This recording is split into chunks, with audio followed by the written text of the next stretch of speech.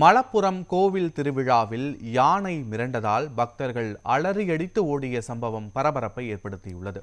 கேரள மாநிலம் மலப்புரம் அருகே அங்காடிபுரம் பகவதியம்மன் கோவில் திருவிழாவில் அழைத்து வரப்பட்ட யானை திடீரென மிரண்டதால் பரபரப்பு ஏற்பட்டது. யானையின் மீது பூசாரி உட்பட 3 அமர்ந்திருந்த நிலையில் பக்தர்கள் அலறியடித்து ஓட்டம் பிடித்தனர்.